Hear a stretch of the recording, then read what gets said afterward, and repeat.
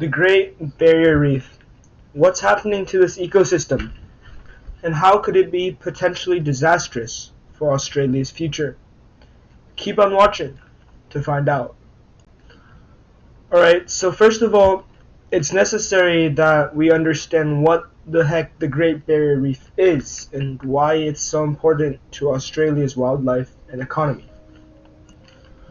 The Great Barrier Reef is in the Coral Sea, which is in the Pacific Ocean. It's right off the coast of Queensland, Australia. It's also the longest and largest reef area in the world, with an area of 135,000 square miles, which is the exact same size as the country of Germany. In the area of the Great Barrier Reef, the temperatures range from 21 degrees Celsius to 38 degrees Celsius. That's 70 degrees Fahrenheit to 100 degrees Fahrenheit. There's also an average rainfall of 2,010 millimeters of rain per year, which is twice the yearly rainfall than in Seattle. The wet seasons have lots of rain and are very hot, and the dry seasons are colder with little rain. The reef in the Coral Sea receives runoff water from 35 different catchments, mainly rivers. These catchments drain water as well as the things in the water from 260,000 square miles of coastal Queensland, shown by the highlighted areas in the picture. It is hard for many plants to survive in the reef environment underwater.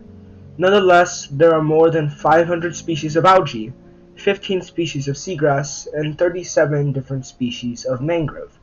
In total, there are 2,195 species of native plants in the reef. Plant biodiversity is quite high. The reef is also home to lots of animals, with an extremely high animal biodiversity. There are 1,625 species of fish, 600 types of hard and soft coral, and yes, coral is an animal.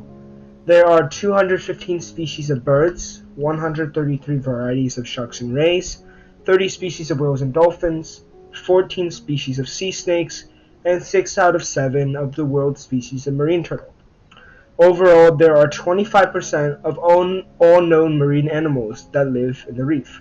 Crazy, isn't it? The Great Barrier Reef we know today only started forming around 9,500 years ago. The first traces of coral date back to 600,000 years ago, though.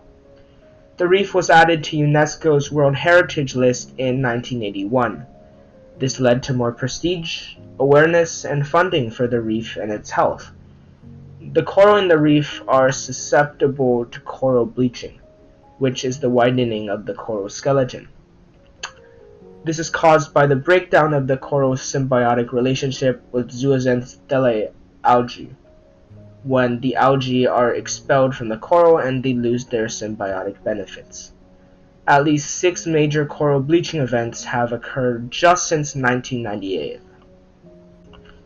Supervision of the reef is the responsibility of the Great Barrier Reef National Park. There are also smaller state and national parks inside of the reef. The Australian and Queensland governments are the main power holders of the reef. Alright, so now we know what the reef is. What are humans doing to the reef, and why should we care? The reef is a growing tourist attraction, creating growing concern over the preservation of the environment, because tourists can litter and hurt the environment in many ways. Industrial development around the reef's coast is also starting to harm the reef. More people means more roads, more sewage systems, and power plants that are needed to sustain the people. These will all harm the reef because byproduct pollutants are not usually treated before they enter the waters of the reef. Port development will also reclaim territory from the reef, making its total area smaller. Nonetheless, many organizations such as the Great Barrier Reef Foundation and the Queensland government are also helping the reef. They are doing projects to restore and maintain its health, such as restoring reef island habitats and artificially breeding coral with more favorable traits to the current environment. Alright, so here we have a limited interaction web for the Great Barrier Reef. It's not complete because honestly the ecosystem is huge, so it could honestly go on infinitely. So this interaction web, we have 2 keystone species besides humans. So the first one, we have jellyfish. So jellyfish, some of them will eat crabs. Many young crabs also hitch rides on the top of jellyfish because they themselves cannot swim. Larger jellyfish also eat shrimp. Sea turtles, they also eat jellyfish. Many sharks will eat jellyfish, and then many large fish, these dudes, they also can eat jellyfish. And then bigger jellyfish will eat some fish, some small fish, and then smaller jellyfish also eat fish eggs and larvae.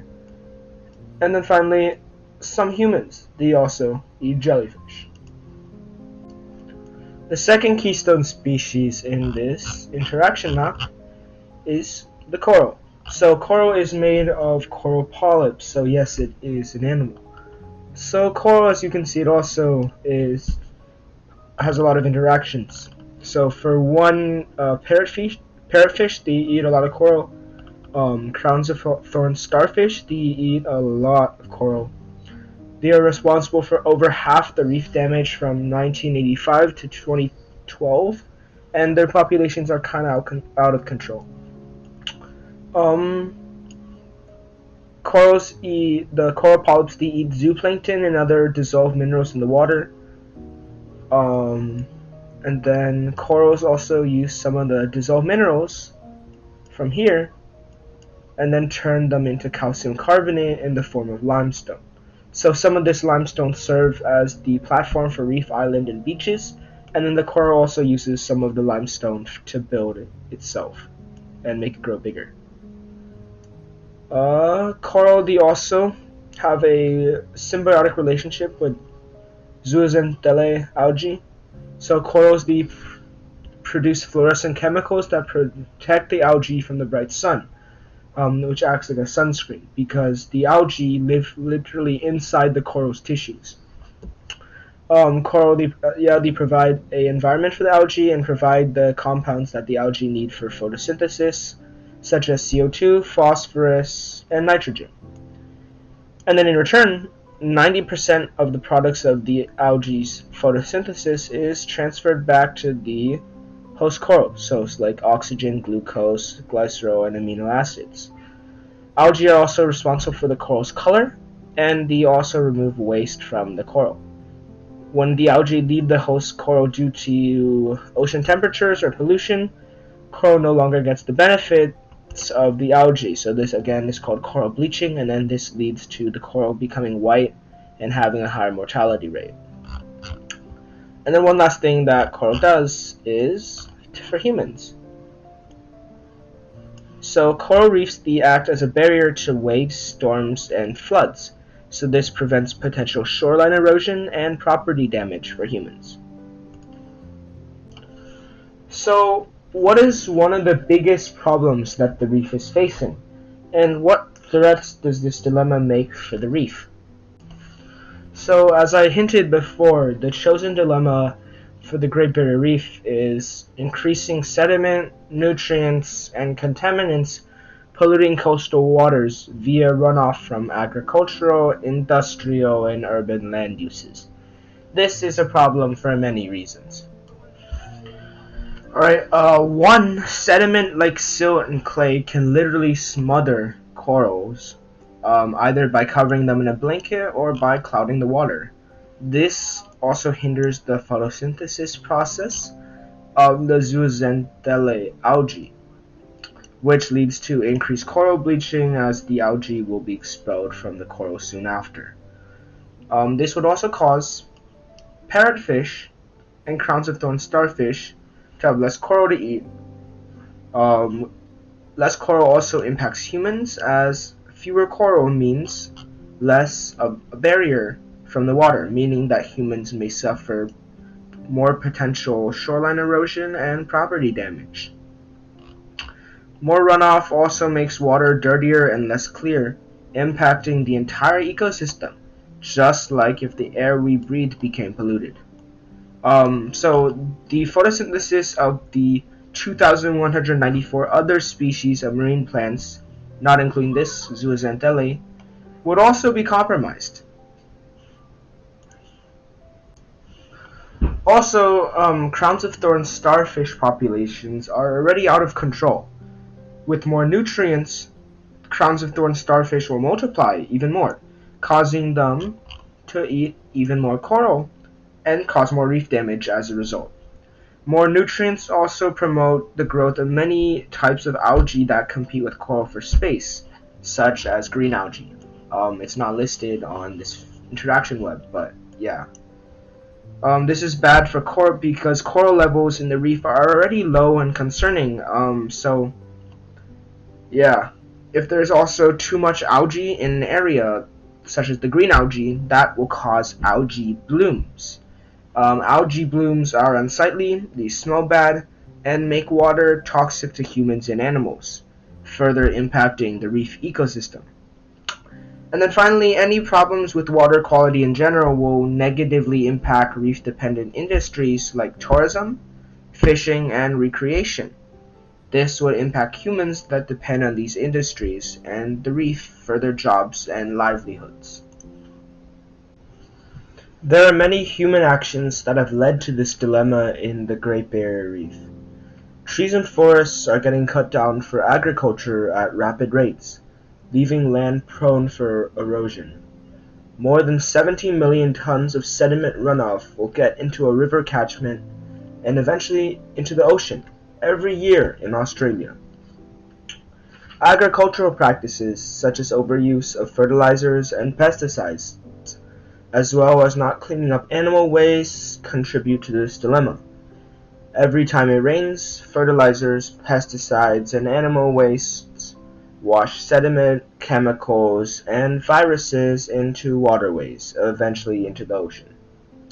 Finally, most sewage in Australia is only secondarily treated and remains high in nutrients before it gets unleashed into the waters of the reef. For instance, 10,000 tons of phosphorus, which is the main contributor to algae blooms, and 100,000 tons of nitrogen are discharged every year through sewage into the reef waters. Remember that the dilemma is water pollution via runoff of sediments, nutrients, and contaminants. This dilemma hurts some stakeholders such as those involved in the tourism industry. With worse water quality, the entire ecosystem is negatively affected, making the reef less attractive to tourists. This means less tourists will come, making the tourism industry suffer and earn less money. Those involved with the fishing industry of the reef will also be hurt. Pollution of the waters also leads to decreased health of fish and marine animals, causing many to die out. This will cause the amount of seafood caught to be less and of lower quality and health. This will impact the health of the customers who will eventually eat the seafood and cause the seafood prices to go up because of lower supply. So Australian locals, you guys better volunteer and donate with the links in the description, or your wallet might suffer greatly in the future. Nonetheless, there are still others that benefit from this dilemma. The farmers that cut down trees to make space for agriculture will earn more money because they'll have more room to grow crops. Organizations and businesses that are working to protect the reef will get more funding and publicity because the issue has become more prominent. One example is the Great Barrier Reef Foundation that has been growing with the increasing concern over the reef. With the growth of these organizations and businesses, they will hire more employees and scientists and probably raise salaries as well, benefiting the workers. The Australian and Queensland governments will do the same, making more jobs and higher salaries for those they hire. So, how can this dilemma be resolved so that the Great Barrier Reef can continue to be the great wonder of the world it is today? There are many initiatives in place right now, but one of the biggest ones is called the Reef Trust Partnership between the Great Barrier Reef Foundation and the Australian government's Reef Trust program. This is the largest ever global effort to help and support an ecosystem, with $201 million currently invested for the 6-year partnership. Mitigating the chosen dilemma of water pollution via runoff is one of the 6 main focuses, with $54.8 million invested just for 2022 to 2023. And the water quality component in itself has 4 main objectives. 1. Make an enduring long-term reduction in pollutant amounts in water catchments. As the water in the catchments eventually goes into the waters of the reef, less pollutants there means less pollutants in the reef. The second objective is making innovations for systemic change in water quality improvement during the project. After the innovations are made, they can be reused over and over again in the future. The third objective is maintaining water quality in less polluted catchments, so they don't fix water quality in one catchment but realize that another catchment got more polluted, making a total of 0 progress. The final objective is to increase the amount of projects led by the traditional owners or native people of the reef area. Examples are the Aboriginal and Torres Strait Islander peoples. Improved water quality will also help all the animals in the Great Barrier Reef, as all the animals live and breathe in the water. Namely, less nutrients will lead to less algae blooms, which will mean less animals will die from the blooms' toxicity, and the reef will become a more attractive tourist location. This will lead to the tourist industry to flourish, which is good because many locals are involved with the tourism business. The fishing industry will also prosper as fish health will increase and the fish populations will go up because of better water quality. Less nutrients will also mean less crowds of thorn starfish, which will lead to their populations finally becoming balanced and let the coral populations grow. Better water quality will also mean less zooxanthellae algae will be expelled from corals, meaning less coral bleaching. These benefits will extend to the parrotfish and crowns of thorn starfish that eat coral, because there will be more coral, as well as humans who are protected by coral reefs from shoreline erosion and property damage. While the water quality component and its goals may sound massive and vague, this solution will be extremely effective for the long-term improvement of the water quality of the reef, with its $54.8 million upfront investment. There is a 76-page annual work plan for the Reef Trust Partnership goals for 2022 to 2023, which maps out what needs to be done and the water quality goals for each of the 35 catchments of water that empty out into the reef. On the Great Barrier Reef Foundation website, there are also lists of every single mini project that is taking place and how much funding is going into them. There are over 370 of them currently, with one being the Mulgrave-Russell program. This program has $6.2 million invested for addressing dissolved organic nitrogen in the Russell and Mulgrave water catchments. As the Reef Trust Partnership involves the Australian government, stricter laws regarding industrial and agricultural pollution will most likely be passed, burdening companies that make byproduct waste and need to get rid of it. One drawback of the solution is that it's not affordable at all. The water quality component alone has $54.8 million out of $201 million invested just for the upcoming year, meaning that money will probably run out soon. And if the goals aren't met, then more money will be needed. This money may come from the pockets of Australian citizens, meaning they'll have to pay more taxes. The Reef Trust Partnership solutions could be improved by putting more money into advertising and getting long-term public support and awareness for the partnership. Currently, the Great Barrier Reef Foundation only has 655 subs on YouTube, and the Australian and Queensland governments only at 1,000 subs each. This shows that their social media presence is very low, and their followings on other platforms aren't much better. Even though the reef is off the coast of Queensland, Australia, anybody can donate to the cause. And with the extremely targeted advertising capabilities of today's world, advertising to Queensland locals would be great, because they would be the most likely to donate and even volunteer for their cause, as these see firsthand the benefits the reef brings for their country. Things like YouTube and Facebook ads would be great for getting people to donate and become aware about the reef and its problems. And celebrity shoutouts and merchandise giveaways would also help to increase public awareness for the long-term good of the reef.